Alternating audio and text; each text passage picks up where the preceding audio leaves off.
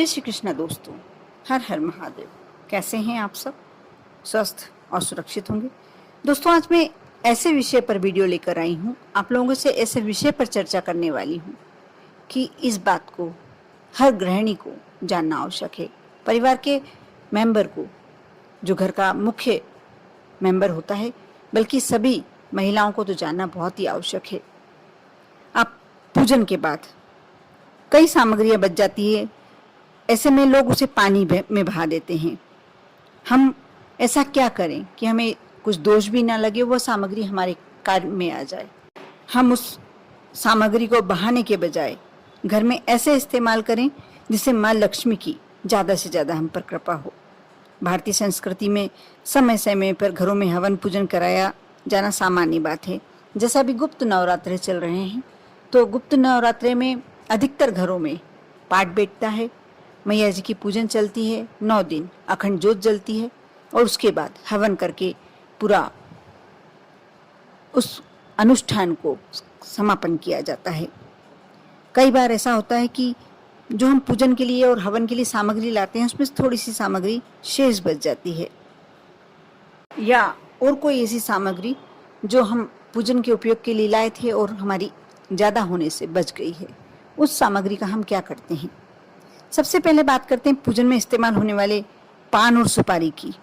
घर में पूजन शुरू होने पर पान पर स्वास्तिक बनाकर उस पर गोल सुपारी रखते हैं। उसके बाद उसे जनेऊ पहनाकर गणेश जी की स्थापना करते हैं। पूजन के बाद अगर यह सामग्री बच जाए तो पान और सुपारी किसी लाल कपड़े में बांध लें।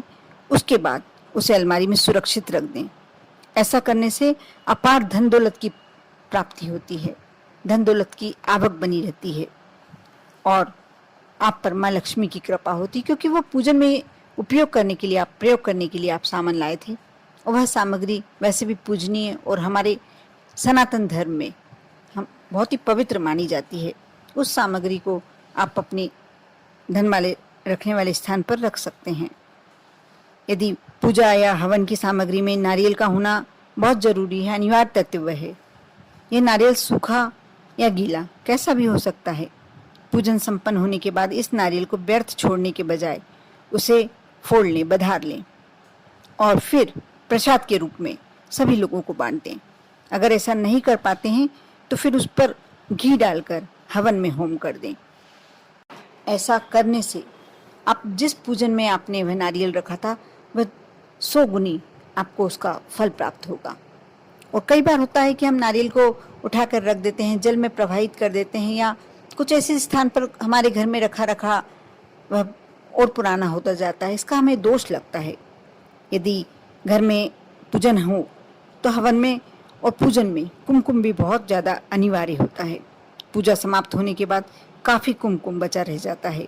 इस बचे हुए कुमकुम को फेंकने के बजाय किसी डिब्बे में डालकर सुरक्षित रख लें। इसके बाद सुहागन महिलाएं इस बचे हुए कुमकुम को अपनी मांग में लगाएं।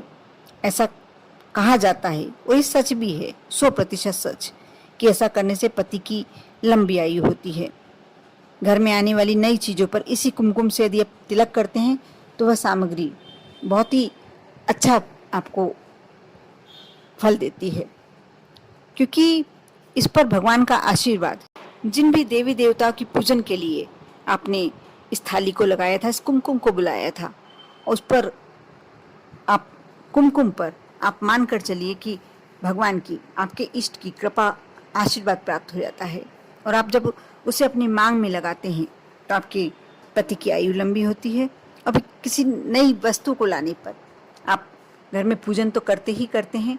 उस कुमकुम से यदि आप स्वास्तिक बनाते हैं, तिलक लगाते हैं, तो आपकी वह वस्तु आपको ज़्यादा देर आपके साथ रहेगी और अच्छी सुरक्षित अवस्था में रहेगी। पूजन में इस्तेमाल होने के लिए एक और सामग्री विशेष होती है। पूजा में फूल, हार, दोनों वस्तु हम अवश्य लाते ही लाते हैं। हवन पूजन के बाद इन फूलों को आप विसर्जित करने के बजाय घर के मेन गेट पर लगा लें। जब वे फूल और हार पूरी तरह से मुरझाएं तो उसकी सूखी पत्तियों को हाथ से मसलकर बगीचे या गमलों में डाल दें। इससे घर में सकारात्मक ऊर्जा का संचार होगा और पौधों को भी ऑर्गेनिक खाद मिल जाएगी। साथ में आप पर आपके इष्ट का आशीर्वाद बना रहेगा। हवन पूजन के बाद बची हुई मौली को हम लोग आमतौर पर फेंकने से परहेज करते हैं। और उसे सुरक्षित तरीके से पूजा घर में रख लेते हैं। शास्त्रों में ऐसा कहा जाता है कि पूजा घर में यदि आप नहीं रखें, उसके बजाय आप बची हुई मौली को दुकान की तिजोरी या घर की अलमारी पर बांध दें। इससे माँ लक्ष्मी आप पर हमेशा मेहरबान बनी रहेंगी और परिवार में सुख समृद्धि और शांति का संचार होगा। दोस्तों, ये बहुत छोटी छोटी बातें हैं और प्रत्येक घर में होती ही होती हैं। जैसे अब त्योहारों के दिन शुरू हो गए हैं, सावन आने वाला है और हर घर में किसी न किसी दिन पूजन अवश्य होती ही होती है। अब जो त्योहारी दिन शुरू हो जाएंगे, हम हर तरह की पूजन सामग्री लाते हैं और जब हमारा काम हो जाता है तो हम उस पूजन सामग्री को विसर्जित करने की सामग्री में डाल देते हैं। यदि हम उसे नदी में प्रवाहित करते हैं, वह भी दोष नहीं कह सकते उसके लिए, लेकिन हम नदियों को प्रदूषित करते हैं। हम जितनी सामग्री भी डालते हैं, हम पूजन के बासी फूल, मालाएं, नारियल, कुमकुम, जो भी हमारी सामग्री हमारी थाली में शेष बचती है, हम थैली में लेते हैं, पॉलीथीन में लेते हैं और उसे जाकर नदी में प्रवाहित कर देते हैं। इससे हमारी नदियाँ प्रदूषित होती हैं, जल प्रदूषित होता है।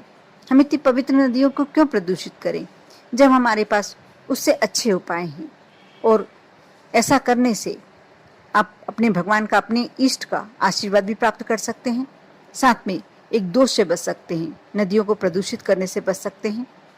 जब आप पॉलीथीन उस नदी में फेंकते हैं या उसमें जो भी सामग्री, शेष सामग्री, बची हुई पूजन की सामग्री आप नदी में फेंकते हैं, वो धीरे धीरे एक जगह पर एकत्रित होकर उस नदी का स्थल कम करती जाती है और ऐसे में पानी का जमाव कम होता जाता है, पानी कम रह जाता है और वहीं हमें साल भर पानी का अभाव झेलना पड़ता है।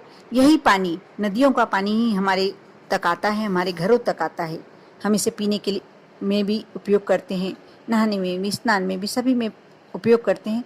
जब आप नदी को प्रदूषित करते हैं और उसमें जल कम मात्रा में जमा हो पाता है, तो आप मानकर चलिए कहीं ना कहीं आप दोषी तो होते ही होते हैं। आप जो मैंने उपाय बताए छोटे छोटे कर देखिए, हो सकता है कि आपको जो आपके इष्ट का आशीर्वाद तो प्राप्त होगा ही होगा।